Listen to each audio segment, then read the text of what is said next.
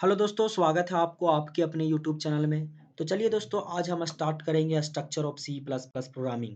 यानी C plus plus programme को लिखने का कितना फॉर्मेट होता है, किस किस स्ट्रक्चर में उसको लिख सकते हैं प्रोग्राम को, सी प्लस प्लस प्रोग्राम को, उसको आज की वीडियो में हम चर्चा करने वाले हैं, जानने वाले हैं, सीखने वाले हैं। तो चलिए दोस्तों, हम आज स्टार्ट करते हैं structure of C plus plus programming. उससे पहले मैं आपको बता दूं कि अगर आप सी प्लस प्लस के बारे में नहीं जानते हैं तो मेरा पिछला वीडियो जो मैंने ये बताया था टॉपिक को, सी प्लस प्लस का इंट्रोडक्शन, तो ये वीडियो आप जाकर के देख सकते हैं मेरे चैनल पे जाकर के। मैंने पूरा डिटेल्स में उसको समझाया, टॉपिक नंबर 1 को, introduction of C plus plus के बारे में। मेरा पिछला वीडियो जाकर के आप देख सकते हैं, ठीक है। मैं आज पढ़ाऊंगा आपको, आज मैं बताऊंगा आपको structure of C plus plus programming. Mainly यहाँ पे structure of C plus plus programming 3 तरीके का होता है, 3 प्रकार का स्ट्रक्चर होता है, ठीक है। सबसे पहला होता है आपका एल्गोरिथम, दूसरा होता है फ्लो चार्ट, अगला होता है कोडिंग, ठीक है। देखिए यहाँ पे कोडिंग का एक दूसरा नाम भी होता है जिसको हम लोग कहते हैं ड्रैग रन, ठीक है। और ड्रैग रन उसको कहते हैं जैसे कंपाइलर प्रोग्राम को चेक करता है ना, वैसा ही हम लोग कोडिंग जो लिखते हैं वो कोडिंग को स्टेप बाय स्टेप समझते हैं कि आखिर कंपाइलर कैसे प्रोग्राम को चेक करता है, उसको ड्रैग रन कहते हैं, ठीक है। यानी कोडिंग का दूसरा नाम उसको ड्रैग रन कहते हैं। चेक करने का फॉर्मेट, यानी कोडिंग को चेक करने का फॉर्मेट को हम लोग बोल सकते हैं ड्रैग रन, ठीक है। मेनली 3 स्ट्रक्चर होता है सी प्लस प्लस प्रोग्राम का, algorithm, flow chart and coding, okay. सबसे पहले मैं आपको बता दूं कि जो कोडिंग होता है ना, कोडिंग वो बहुत ही इंपॉर्टेंट होता है सी प्लस प्लस के अंदर। ये फ्लो चार्ट और ये आपका जो एल्गोरिदम है, ये थोड़ा सा इसके अंदर ज़्यादा प्रोग्राम लिखे नहीं जाते हैं, ठीक है। ज़्यादा प्रोग्राम हम लोग लिखते हैं सी प्लस प्लस के अंदर कोडिंग में। अब ये सारे बातें क्या होते हैं सब कुछ हम लोग जानेंगे, और उससे पहले मैं बता दूं कि इसके अंदर क्या आता है क्वेश्चन, कैसे पूछा जाता है क्वेश्चन, वो भी मैं आपको डिस्कस करके बताने वाला हूँ। तो चलिए दोस्तों स्टार्ट करते हैं, है ना। सबसे पहले एल्गोरिदम, एल्गोरिदम का ये सिंटैक्स होता है, इस प्रकार से आपका एल्गोरिदम का प्रोग्राम लिखा जाता है। अगला आपका ये फ्लो चार्ट, फ्लो चार्ट का ये सिंटैक्स है, और इस प्रकार का सिंटैक्स होता है फ्लो चार्ट का, इस प्रकार से प्रोग्राम लिखा जाता है फ्लो चार्ट का। अगला है ये कोडिंग, इस प्रकार से कोडिंग लिखा जाता है। अब ये सारे बातें कहाँ लिखे जाते हैं, कैसे लिखे जाते हैं, ये सारे डिटेल्स में हम लोग आगे पढ़ने वाले हैं। तो चलिए स्टार्ट करते हैं दोस्तों। सबसे पहले मैं बता दूं आपको एल्गोरिदम, एल्गोरिदम क्या होता है, इसका पहले डिफिनेशन, उसके बाद इसका सिंटैक्स, उसके बाद हम लोग प्रोग्राम देखेंगे। तो सबसे पहले एल्गोरिदम बोलता है the method for solving the program step by step और one by one is known as algorithm. बोलता है कि मेथड है, एक आपका रूल है, कौन, एल्गोरिदम, क्या करने का, सॉल्व करने का, यानी हल करने का। क्या चीज हल करने का, प्रोग्राम को, प्रोग्राम को हल करने का, स्टेप बाय स्टेप, यानी एक के बाद एक, एक के बाद एक, एक के बाद एक, वन बाय वन सॉल्व करने की जो प्रक्रिया होता है ना, उसी को हम लोग एल्गोरिदम कहते हैं। क्या समझ में आया मेरे भाई। यानी कोई भी काम नॉर्मल अगर मैं बात करता हूँ, नॉर्मल रियल लाइफ में अगर मैं बात करता हूँ, तो किसी भी काम को हम लोग स्टेप बाय स्टेप करते हैं। किसी भी चीज को, कोई भी काम करते हैं स्टेप बाय स्टेप। अगर आप सबसे स्टार्टिंग में जो काम करना है उसको आप एंडिंग में करोगे तो वो काम गलत हो जाएगा। वही एल्गोरिदम कहता है कि अगर आप कोई भी काम कर रहे हैं तो स्टेप बाय स्टेप काम करना है। अब वो कैसे करना है वो सारी बातें हम लोग समझते हैं। देखिए सबसे पहले यहाँ पे सिंटैक्स, सिंटैक्स का मतलब मेरे भाई होता है ढांचा, स्ट्रक्चर, जिसके आधार पे मेनली प्रोग्राम लिखा जा सकता है या कोई काम हो सकता है, उसको सिंटैक्स कहते हैं, है ना। देखिए सबसे पहला step number 1, step number 2, step number 3, step number 4, step number 5। Mainly यहाँ पे एल्गोरिदम का 5 स्टेप होता है, और इसी 5 स्टेप में काम करता है एल्गोरिदम, ठीक है। अगर ये 5 स्टेप आप एल्गोरिदम में नहीं लिखते हैं नॉर्मल प्रोग्राम बनाने के लिए, तो भैया आपका काम नहीं होगा, बस इतना जान जाइए आप। अब उसमें से दो बातें हमेशा रहेगा, दो बातें हमेशा क्या रहेगा, सबसे पहला रहेगा स्टार्ट, ये स्टार्ट हमेशा रहेगा, और स्टॉप, ये दोनों चीज हमेशा रहेगा। किसी भी काम को कीजिए आप, स्टार्ट और स्टॉप, यानी स्टार्टिंग पॉइंट और एंडिंग पॉइंट हमेशा रहेगा। वैसा ही एल्गोरिदम के अंदर स्टार्टिंग और एंडिंग पॉइंट हमेशा रहेगा। जो चेंजिंग होगा, बदला होगा स्टेप नंबर 2 में, स्टेप नंबर 3 और स्टेप नंबर 4 में। ये तीन में मेनली बदलाव होते हैं। सबसे पहला हो गया आपका स्टार्ट, उसके बाद हम लोग पढ़ेंगे इनपुट, उसके बाद अप्लाइंग फार्मूला, और उसके बाद हम लोग जानेंगे आउटपुट के बारे में। देखिए इनपुट का मतलब क्या होता है, इनपुट का मतलब होता है लेना, लेना, लेना।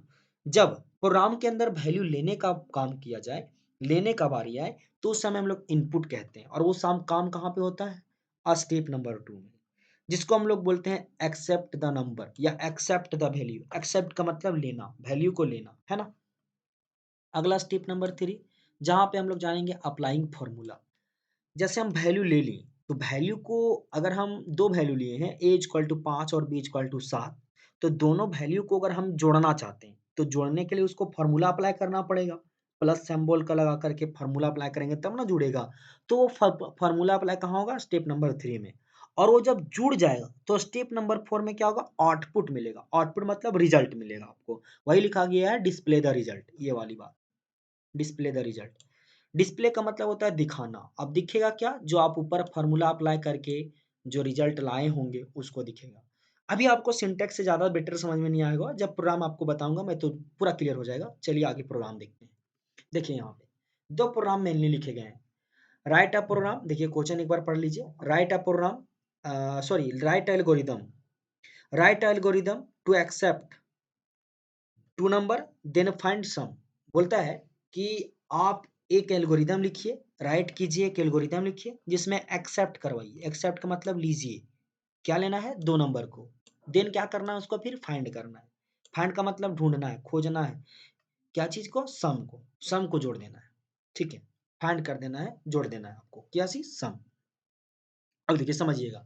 सबसे पहले यहाँ पे मेनली मैंने आपको बताया एल्गोरिदम के अंदर 2 काम हमेशा होगा, एक स्टार्ट का होगा और एक स्टॉप का होगा। ये 2 काम हमेशा मिलनी होगा, ठीक है। जो बदला होगा 3 लाइन में, 2 में और 3 में और 4 में।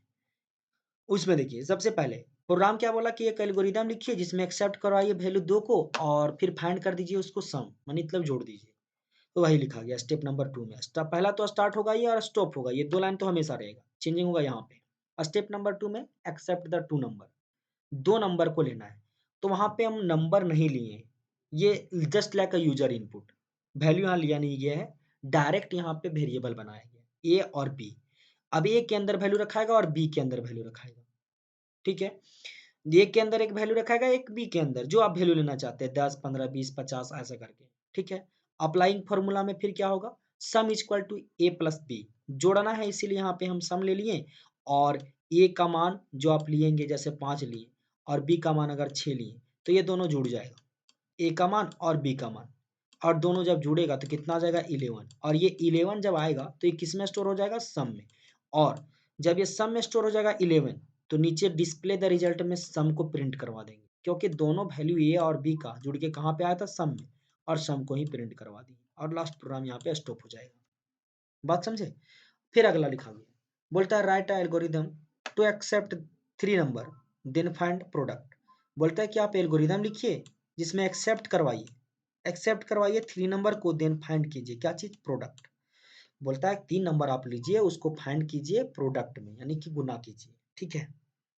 उसमें सबसे पहला मेनली काम मैंने बताया आपको कि सबसे पहला जो आपका काम होगा वह स्टार्ट का होगा, और सबसे लास्ट वाला जो काम होगा वो आपका होगा स्टॉप का।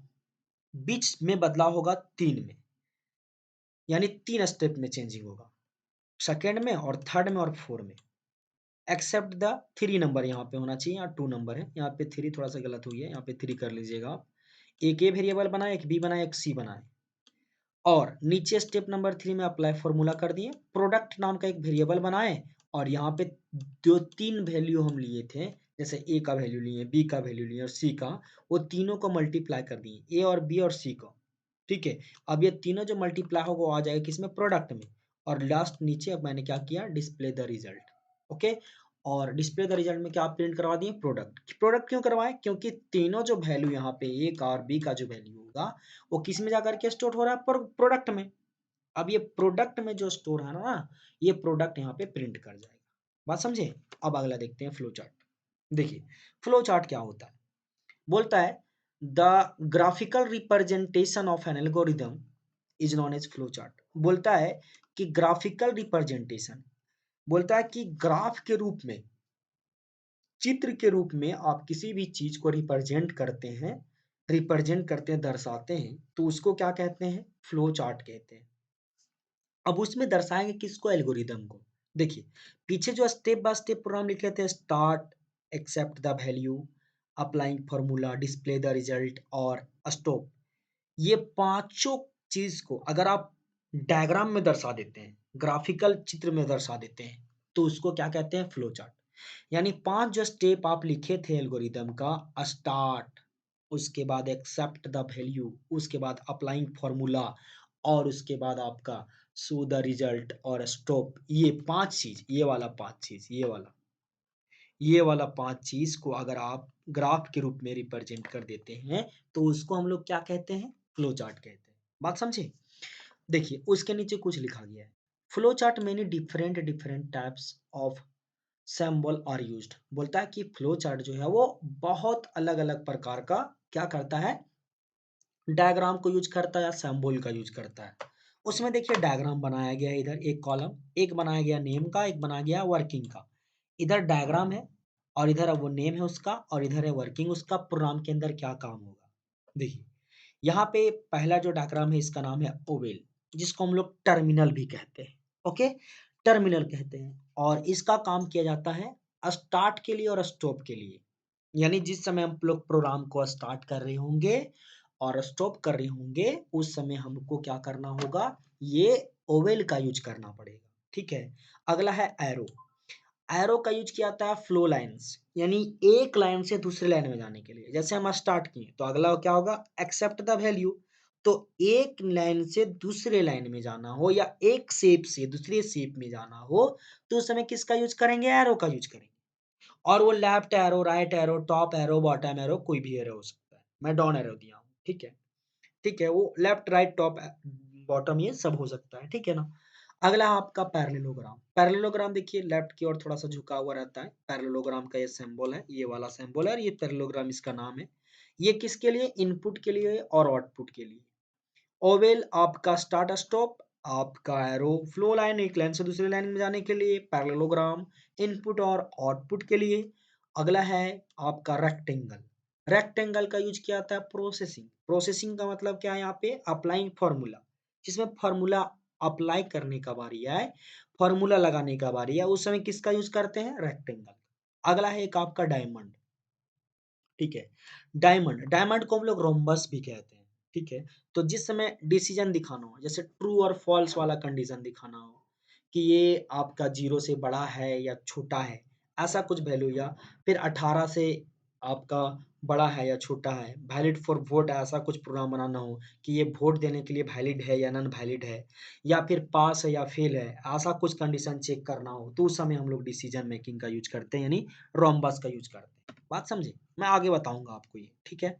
चलिए अभी समझिए, बस ये भी इतना समझिए। ओवेल का यूज स्टार्ट स्टॉप, एरो का यूज करते हैं फ्लो लाइन, और पैरेललोग्राम का यूज करते हैं इनपुट और आउटपुट के लिए, और रेक्टेंगल का यूज करते हैं प्रोसेसिंग के लिए, यानी फॉर्मूला अप्लाई करने के लिए, और डिसीजन देने के लिए कि ये ट्रू है या फॉल्स है, ऐसा कुछ कंडीशन हो तो उस समय डायमंड का यूज करते हैं, रोम्बस का। ओके, अब समझते हैं यहाँ पे प्रोग्राम, क्योंकि एक प्रोग्राम छोटा सा लिखा गया है। बोला है कि write a program to accept two number then find क्या चीज? सम। बोलता है कि राइट कीजिए एक प्रोग्राम, आप लिखिए जिसमें आपको एक्सेप्ट करवाना है 2 नंबर को, देन फिर क्या कर देना है? उसको सम कर देना है। ठीक है, तो मैंने आपको देखिए जो आप वहां पढ़े, algorithm, start, accept the value या अप्लाइंग फॉर्मूला या डिस्प्ले द रिजल्ट, सेम वही चीज है भाई मेरे, सेम वही है, बस उसको ग्राफ में बता दिया गया। बात समझे? देखिए सबसे पहले मैंने बताया था ना कि ओवेल, ओवेल जो उसका यूज किया था स्टार्ट के लिए और स्टॉप के लिए, देखिए दोनों यहाँ पे लिखा गया है। मगर जब एक लाइन से दूसरे लाइन में जाना हो या एक शेप से दूसरे शेप में जाना हो, तो किसका यूज करते हैं? एरो का। ये एरो है और एरो का यूज किया गया है। बात समझे? अब देखिए ये स्टार्ट हो गया ओवेल से, उसके बाद नीचे आया accept the value. Accept the value या एक्सेप्ट द 2 नंबर, यहाँ पे वैल्यू लेने का बारी है, एक्सेप्ट द वैल्यू, मगर यहाँ ले कितना रहे? 2 वैल्यू, तो एक्सेप्ट द 2 नंबर लिखेंगे। बात समझे? देखिए ये वाला, ये वाला चीज को पैरेललोग्राम में लिखा हुआ है, इनपुट कर रहे हैं ना वैल्यू को, इसीलिए यहाँ पे पैरेललोग्राम का सिंबल बनाया हुआ है और एक्सेप्ट द 2 नंबर लिखा गया है। अगर सिंपल, अगर आप सिंटेक्स का बात करते हैं तो यहाँ पे होगा एक्सेप्ट द वैल्यू, मगर यहाँ जब 2 नंबर को बारे में बात किया जा रहा है तो हम लोग क्या लिखेंगे? Accept the 2 number. A variable बना है, एक भी बना है।